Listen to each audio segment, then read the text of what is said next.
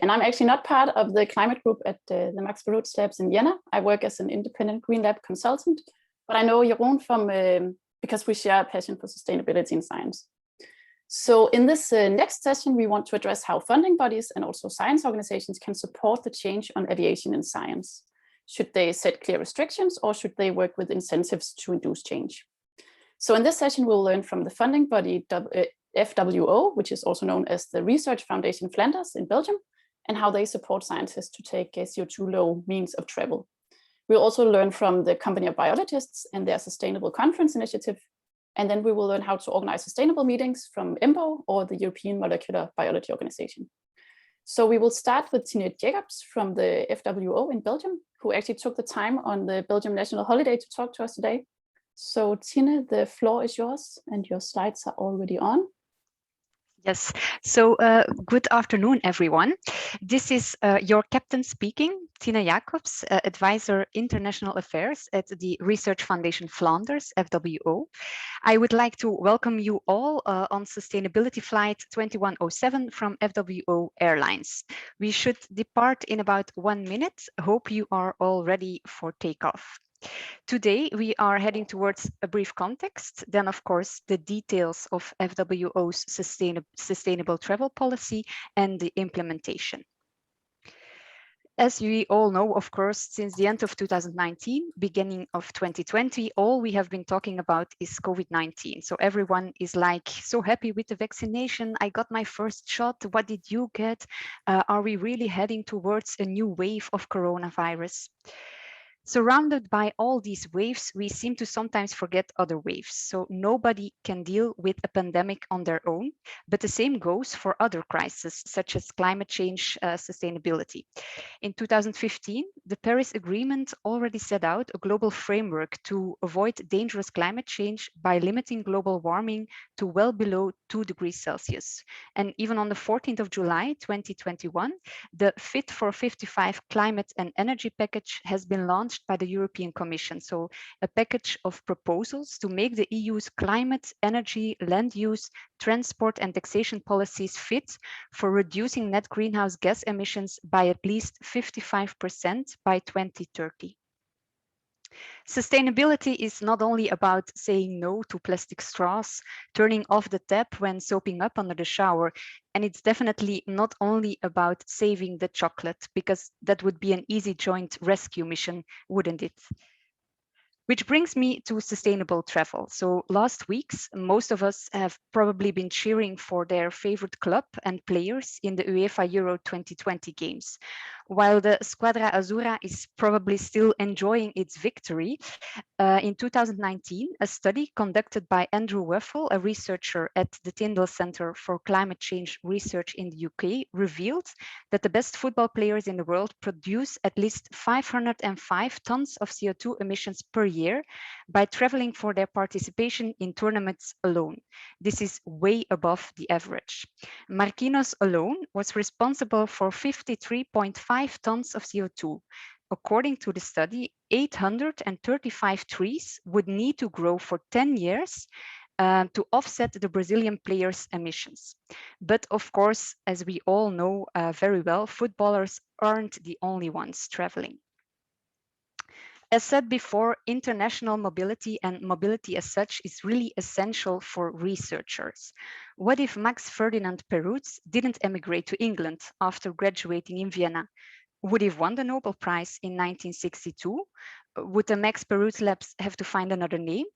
Even more recent, in 2020, I think Emmanuel Charpentier, group leader of Max Perutz Labs, won the Nobel Prize, being a French national who moved to the USA and Austria later on.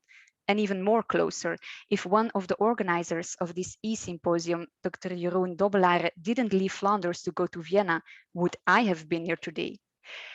Of course, mobility also contributes to climate change. Therefore, several host institutions in Flanders and abroad implemented or thought about a sustainable travel policy recently.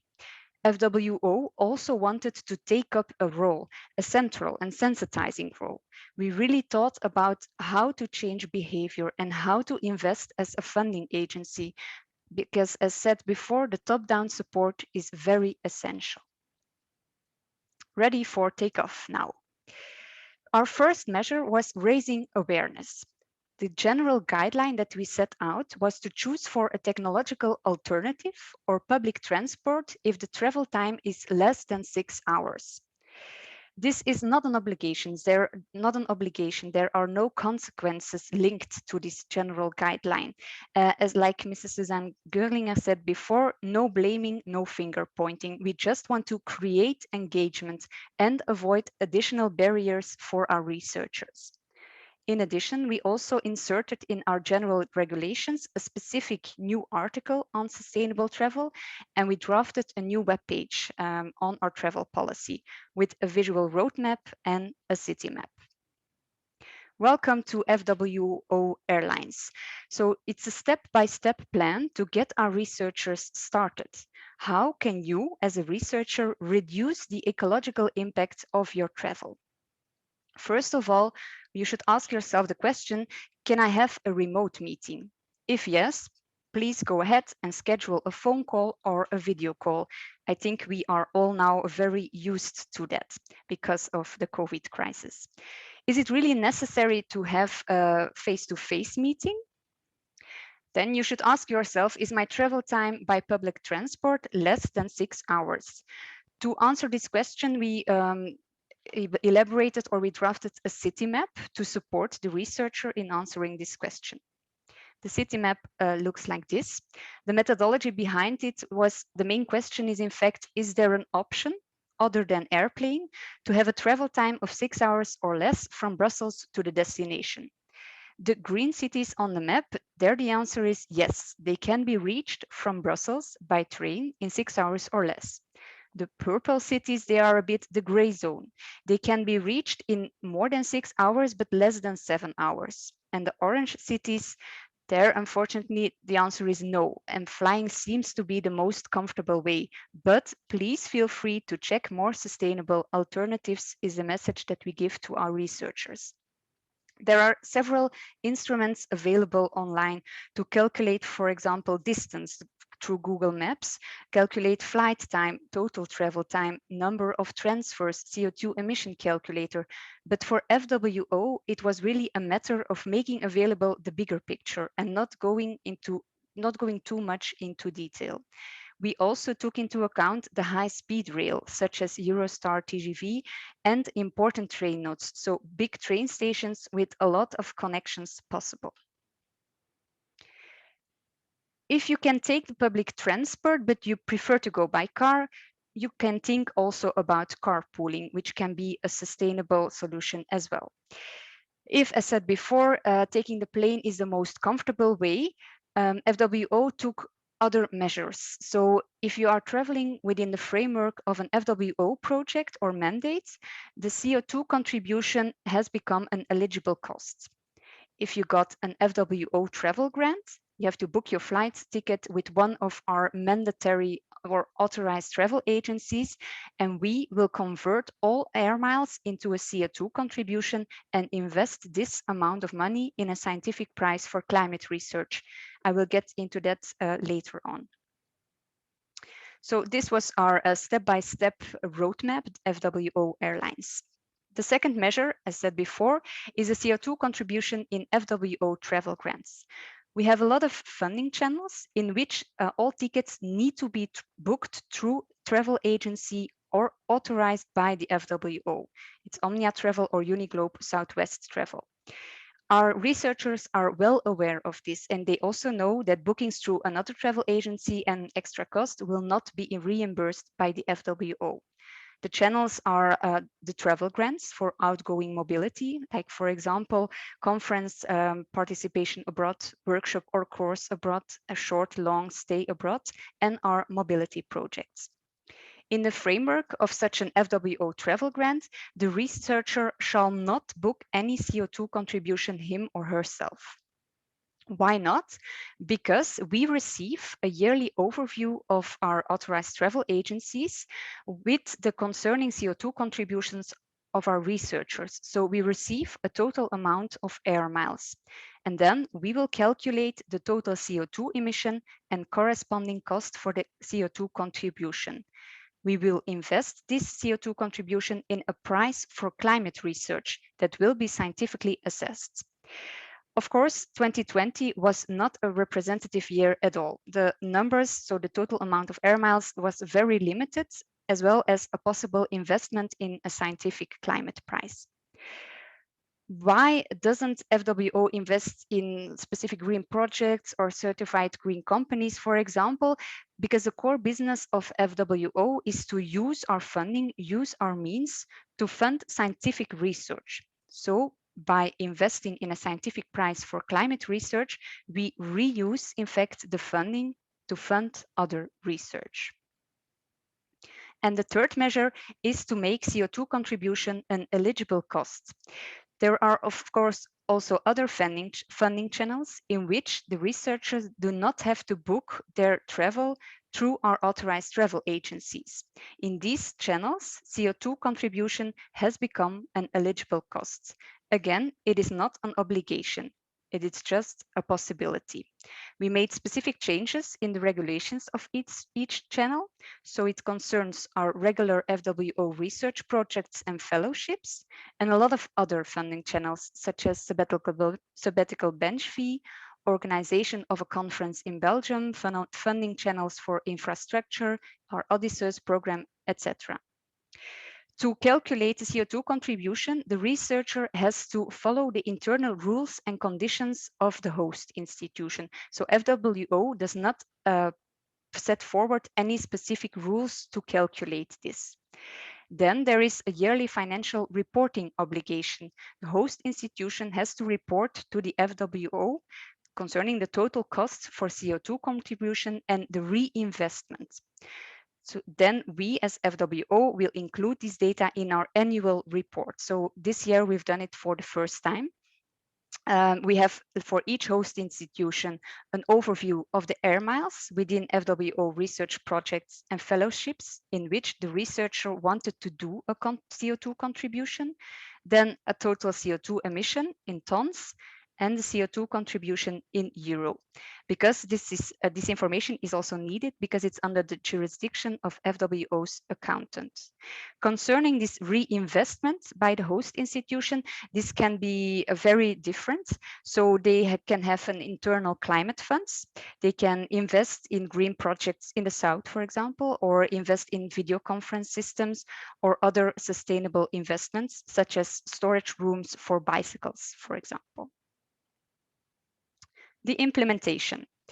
It all started, in fact, in June 2019, when our board agreed on the general lines of our sustainable travel policy. In November 19, they agreed also on the specific changes in our regulations. We had, of course, a face-to-face meeting, because at that time it was still possible, with the host institutions to inform them about our sustainable travel policy and to also discuss with them the conditions and practicalities. We launched our policy in December 19, and it was in place as from the 1st of January 2020 onwards. And there it was, of course, COVID-19. Was it a bad timing? Yes and no. Yes, because there was no mobility possible, of course, because of Corona. But also no, because let's see this pandemic as a new starting point. Let's grasp the momentum. The past months, year and a half, we've seen that it is actually possible to change our behavior, to continue our work, collaborations, and efforts without traveling. Like a reboot, we cannot go back to before entirely. I think we are all well aware of that. But it is really important to become part of the climate change solution and not remain part of the pollution.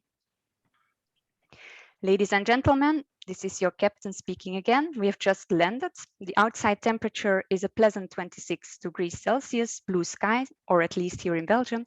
On behalf of the crew FWO Airlines 2107, we thank you for your attention and we wish you a very pleasant stay. Thank you.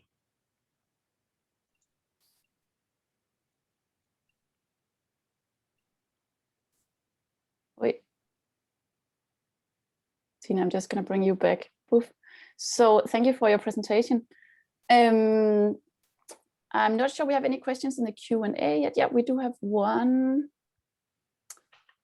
Okay, so Roy is asking, is flying together to a conference any better than flying alone?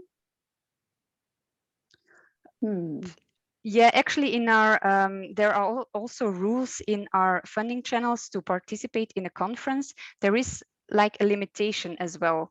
So we will not grant more members from a specific group to participate in a conference. Mostly they have to make a decision who is going. So there we already have like a certain limitation in place to limit also the travel a bit.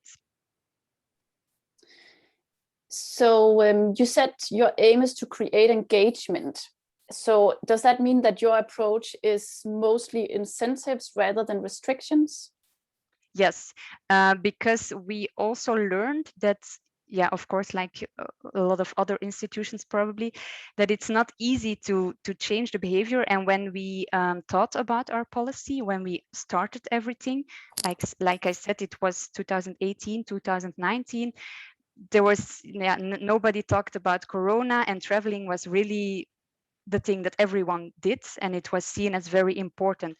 So that's why we thought that the first step, raising awareness, creating engagement, would be the best.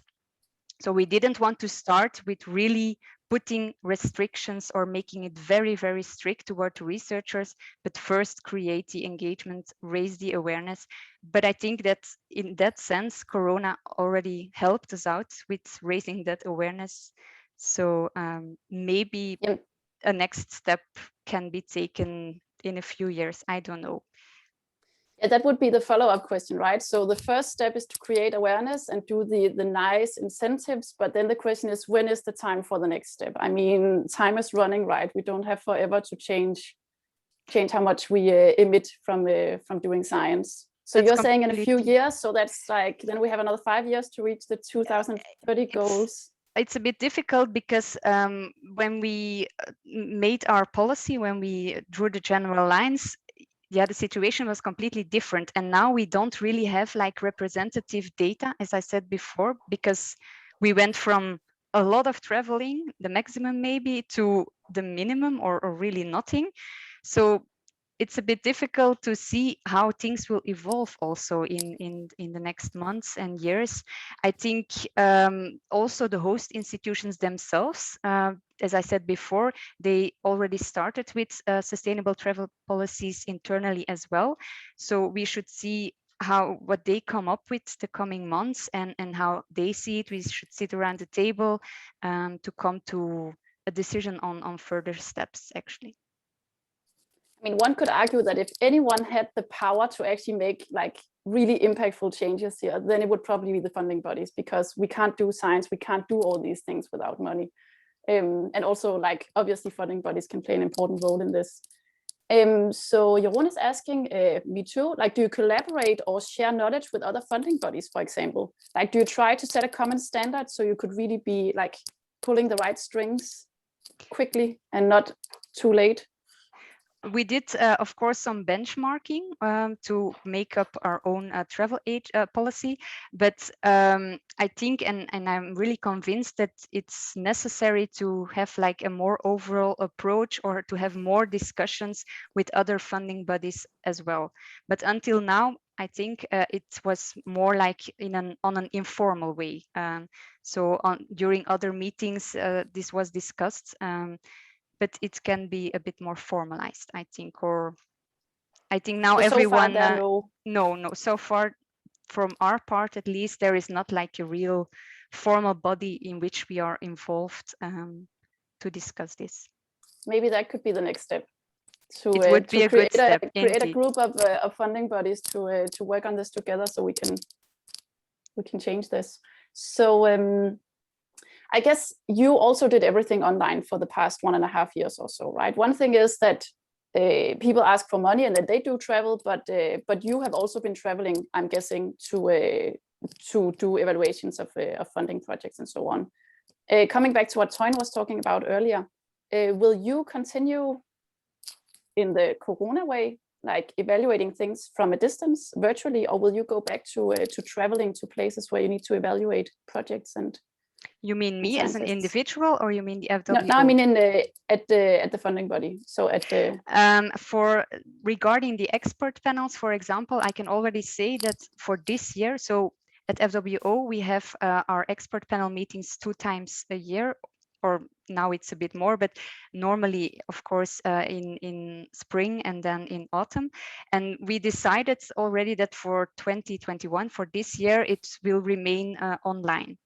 For the next years, there are still some discussions going on, also because of the reasons that have been said before, that something that networking is more easy when you meet face to face. And so there are some discussions going on because we have to find a good balance between what the experts want and what is good for the climate, or what is good for evaluating, of course. But for this year, there will be no traveling regarding the expert panels. And the experts will have a lot of will have a huge say in what the future ways of doing it is. So you won't make like top-down decisions that this is how we're going to do it. The experts will have to do it online. We will have our own say, but I think it's also important to hear their voice, because they're the ones doing the job and it's an enormous work. And if they have good motivation to do it face to face, other than having a beer together after the meeting, then we will definitely be available to hear what they have to say. We're definitely willing to hear their opinion as well. So Torin actually has a question. I'm just you can unmute yourself and ask. Yeah, thank you. Well, Tinne, it's more a comment. So we've been discussing with the European, I'll also switch on my camera, the European Research Council about their panel meetings. And they said, we'd like to have experts from across the globe. And it's difficult with time zones. So they say we're going to stick to the old way of doing it. We're not going to only do European experts, although I think you can probably find European experts. And then they had just a questionnaire among panel members. What do you like more, virtual meetings or in-person meetings? And of course, many said we like in-person meetings more. So what's your view? Should it be as comfortable for panel members, or can you also say it may be different? But I think all the climate scientists agree that the future will be different. Yeah, as you say, the time zone is often a problem for us as well, because we also have experts coming from all over the world, Australia, America. I mean, so for now, we did it online and it worked, but sometimes we had to ask the experts to get up really in the middle of the night and do the work, which we appreciate, of course, very much. So that's what I was trying to say, that it's a bit difficult to find a good balance, because I understand that they have to do a big job and we really need them. We need their expertise. So I can imagine that for some people, coming over to Brussels would be more convenient. And I would love to hear the opinion of other funding agencies on this matter. I don't know how they see it, and if maybe some funding agencies really already took some final decisions on this matter. I would love to hear that, because it's very useful to share these experiences. I think you're ahead of the troops in some ways, but it's inspiring. Thank you. Thank you. So Leonard also has a question. You can turn on your mic in your camera and ask it. Thanks. I actually just wanted to comment on what you're both saying, Tinne and Jön, about whether it's more comfortable to travel to Brussels or not. And I see now there's also a comment by Andrew Arnott who makes exactly the point that I wanted to raise as well. I don't think it can be more comfortable to fly across the globe where you have jet lag, right, than to get up in the middle of the night one time to join a meeting. And unless you have participants from Japan and Alaska, you can usually find a time that is not too inconvenient for everyone. And I doubt that happens so often, really. So I don't think that time zones is really a good argument for in-person travel. But great talk. Thanks.